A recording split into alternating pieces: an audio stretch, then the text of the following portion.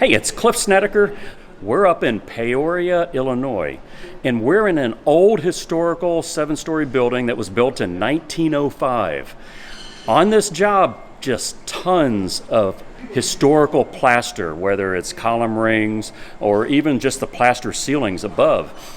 And the new tenant for this space wanted acoustical performance because behind me on all 7 floors or most of the floors are offices. So they wanted good acoustical performance, but they did not want to detract from the historical aspects of this building, which were smooth plaster ceilings.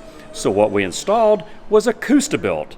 So stay tuned. We're going to talk to the contractor and the Armstrong ACOUSTIBUILT specialist about ACOUSTIBUILT on this 100-year-old historical project.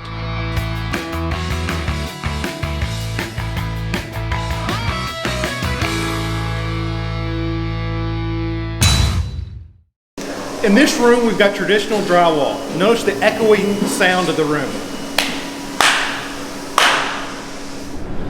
Here in this room, we've got Armstrong ACOUSTIBUILT.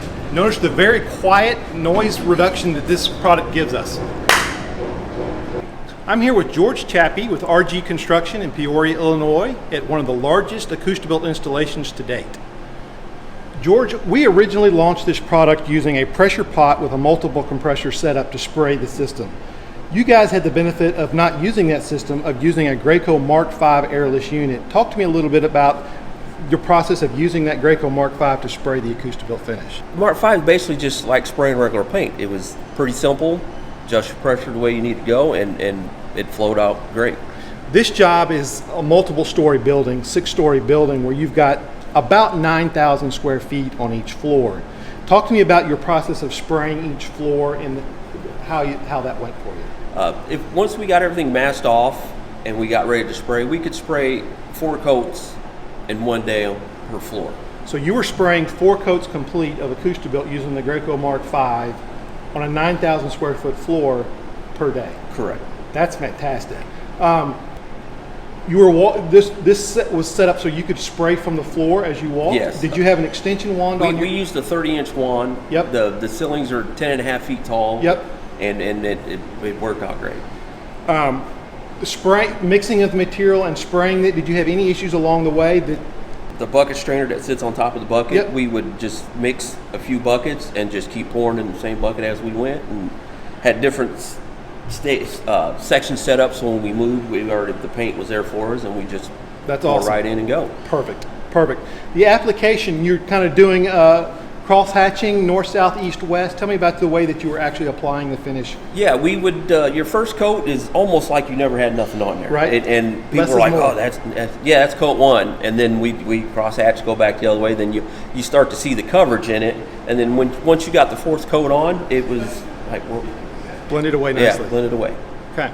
George, your job, we allowed you guys to use a box drywall production tools to finish your joints, which is kind of new for us. Tell me about your experience running those drywall tools on this product. If you had your mud not thick but thin, it would run smooth. It wouldn't leave no wheel marks or nothing in the ACOUSTIBUILT itself. And we ran a 7-box, and then we actually ran a 10-box over top of it just to eliminate the edges. Yep. And we would just have to go through by hand and just cross things out where the screws were. Where the screws were? Yes. Perfect. Part of the challenges on this job, with it being a historical project, was we really wanted to minimize the number of hanger wire attachments into the historical plaster. So one of the things we did was customize the grid layout on this particular job to really help minimize those point of attachments into that historical plaster. George, how did that work for you guys? It actually worked out great.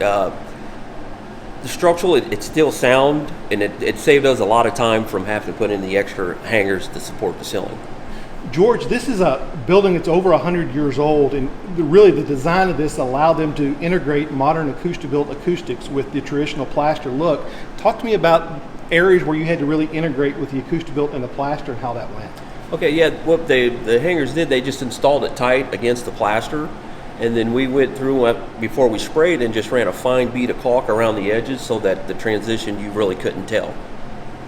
One of the things that Armstrong provides on every ACOUSTIBUILT job is in-person on-site training as needed. And George, I know that I was here on site multiple times along the way.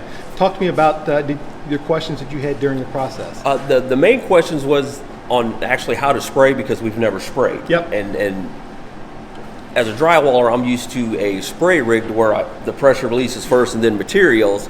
And when I first sprayed it, I had the heavy start lines, and you came out and said, hey, no problem, this is how you do it. So support from Armstrong was great for us. Awesome.